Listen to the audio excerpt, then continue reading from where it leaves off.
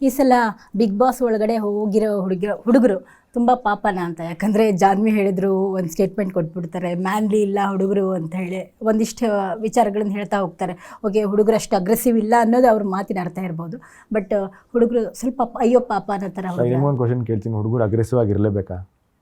ಹಂಗ ಅಲ್ಲ ಅವ್ರ ಪ್ರಕಾರ ನಾನು ಕೇಳಿದ ಅವ್ರ ಪ್ರಕಾರ, ನೀವು ಜಾನ್ವಿ ಅವರಿಗೆ ಹೇಳ್ಬೇಕು. ಅವ್ರಿಗೆ ಕೇಳಬೇಕು. ನನ್ನ ಪ್ರಕಾರ loud is not everything.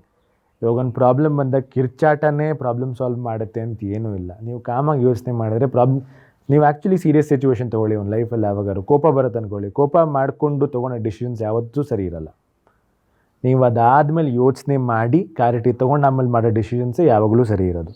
So ಆ ಕೋಪ ಅನ್ನೋ ಫೇಸ್ನ ಸೈಡ್ಗಿಟ್ಟು ಕ್ಲಾರಿಟಿಯಿಂದ ಮಾತಾಡ್ತಾಯಿದ್ರು ಇಲ್ಲಿರೋ ಹುಡುಗರೆಲ್ಲ, ಮೆಜಾರಿಟಿ ಆಫ್ ದೆಮ್. ಮಾತಿಗೂ ಕಾಲು ಕರ್ಕೊಂಡು ಜಗಳ ಮಾಡೋಕ್ಕೆ ಬರ್ತಾ ಇರಲಿಲ್ಲ. ಸೊ ಅದರಿಂದ manliness I don't think that is that. ಯಾಕೆಂದರೆ ನೀವು ಕೋಪ ಮಾಡ್ಕೊಳೋದು ಈಸಿ, ಕೋಪ ಬಂದರೂ ಕಂಟ್ರೋಲ್ ಮಾಡ್ಕೊಂಡು ಬಿಹೇವ್ ಮಾಡಿದ್ರಲ್ಲ, I think that is harder than being loud. So ಅಲ್ಲಿರೋರೆಲ್ಲ ವೆರಿ ಟಫ್ ಪೀಪಲ್ ಅನ್ಸುತ್ತೆ. ಯಾಕೆಂದರೆ ತುಂಬ ನಾಟ್ ಸೊ ಟಫ್ ಪೀಪಲೇ ಬೇಗ ಕೋಪ ಮಾಡ್ಕೊಳೋದು. ಏನಂತ ಹೇಳ್ಬೇಕಂದ್ರೆ, ಸೈಲೆನ್ಸ್ ಇಸ್ ನಾಟ್ ವೀಕ್ನೆಸ್, ಕೋಪ is not strength.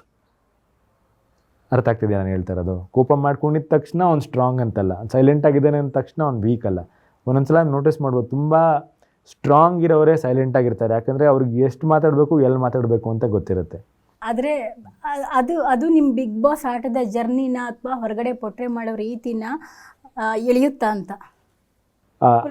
I don't know. ಯಾಕಂದರೆ ನಾನು ಅದೇ ಹೇಳಿದ್ನಲ್ಲ, first I don't know how it works. ನಾನು ಮುಂಚೆ ಬಿಗ್ ಬಾಸ್ ನೋಡ್ಕೊಂಡು ಹೋಗಿರಲಿಲ್ಲ. ಆಮೇಲೆ ಇಲ್ಲಿ ಹೋದಾಗ ಕೂಡ ನನಗೆ ಹೊರಗೆ ಏನಾಗ್ತಿದೆ ಅಂತ ನನಗೆ ಐಡಿಯಾನೇ ಇಲ್ಲ, ಇಲ್ಲಿ ಏನು ಕ್ಯಾರೆಕ್ಟರ್ ಪ್ಲೇ ಆಗ್ತಾಯಿದೆ. ಇವಾಗ ನಮ್ಗೆ ಯಾರೂ ಅಲ್ಲಿ ಹೇಳಿರಲ್ಲ ನೀವು ಇಷ್ಟೇ ಲೌಡಾಗಿರಬೇಕು, ಇಷ್ಟೇ ಸಾಫ್ಟಾಗಿರಬೇಕು ಅಂತ. ಹಂಗಿದ್ರೆ ಎಲ್ಲರೂ ಮಾಡಿರೋರು, ಬೇಕಂತ ಮಾಡಿರೋರು. ಅವಾಗ ಸ್ವಲ್ಪ ಜನಕ್ಕೆ ಏನಾಗುತ್ತೆ ಅಂದರೆ, may be because of experience ಅವ್ರು ರಿಯಾಲಿಟಿ ಶೋ ಮಾಡ್ಕೊಂಬಂದಿರೋದ್ರಿಂದ, ಇಲ್ಲಾಂದರೆ ರಿಯಾಲಿಟಿ ಶೋ ನೋಡ್ಕೊಂಬಂದಿರೋದ್ರಿಂದ ಅವ್ರಿಗೆ ಮೇ ಬಿ ಇದು ವರ್ಕ್ ಆಗಬಹುದು. ಎಷ್ಟೊಂದು ಸಲ ನೀವೇ ನೋಡಿರ್ತೀರ, ಇದು ಕಂಟೆಂಟ್ ಆಗ್ಬೋದು ಅಂತ ಮಾತಾಡ್ತಾರೆ, ಅದು ಟೆಲಿಕಾಸ್ಟ್ ಆಗಿರ್ಬೋದಲ್ಲ, ನೋಡಿ ಇದು ಕಂಟೆಂಟು, ಇದು ಪ್ರೊಮೋ ಶಾಟ್, ಅದೆಲ್ಲ ನಮ್ಗೆ ಐಡಿಯಾನೇ ಇಲ್ಲ. ಏನು ಇದ್ರಲ್ಲಿ ಕಂಟೆಂಟ್ ಅಂದ್ರೇನು, ಪ್ರೊಮೋ ಶಾಟ್ ಅಂದ್ರೇನು? We try to be. ನನಗೆ ಗೊತ್ತಿದ್ದು ಅಂದರೆ ಬಿಗ್ ಬಾಸ್ ವ್ಯಕ್ತಿತ್ವದ ಆಟ ಅಲ್ವಾ? ವ್ಯಕ್ತಿತ್ವ ನಾವು ಹೇಗಿರ್ತೀವಿ ಅದನ್ನು ಪೋರ್ಟ್ರೇ ಮಾಡಬೇಕಾಗಿದ್ದು ಬಿಗ್ ಬಾಸಲ್ಲಿ. ಆಮೇಲೆ ಅದು ವ್ಯಕ್ತಿತ್ವನ ಟೆಸ್ಟ್ ಮಾಡೋಕ್ಕೆ ಸಿಚುವೇಶನ್ಸ್ ಕೊಡ್ತಾರೆ, ಟಾಸ್ಕ್ಗಳು ಕೊಡ್ತಾರೆ, ಒಂದು ಭಿನ್ನಾಭಿಪ್ರಾಯಗಳು ಬರುತ್ತೆ. ಅದರಲ್ಲಿ ನಿನ್ನ ವ್ಯಕ್ತಿತ್ವ ಹೇಗೆ ಉಳಿಸ್ಕೋತೀಯ, ಅದು ಬಿಗ್ ಬಾಸ್ ಅಂತ ನಾನು ಅಂದ್ಕೊಂಡಿದ್ದೆ. ನಮ್ಮ ತಲೆಯಲ್ಲಿ ಇದ್ದಿದ್ದು ಹಾಗೆ ಅಲ್ವಾ?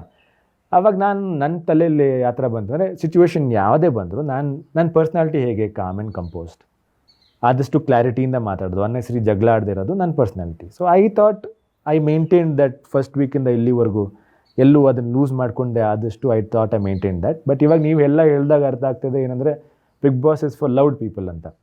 ರಿಯಾಲಿಟಿ ಶೋಸ್ ಬಗ್ಗೆ ಗೊತ್ತಿರೋರಿಗೆ, ಆಮೇಲೆ ಜಾಸ್ತಿ ಮಾತಾಡೋರ ಬಗ್ಗೆ, ತುಂಬ ಎನರ್ಜಿ ಸ್ಪಾಂಟೇನಿಯಸ್ ಆಗಿರೋದ್ರ ಬಗ್ಗೆ. I think maybe that is Bigg boss.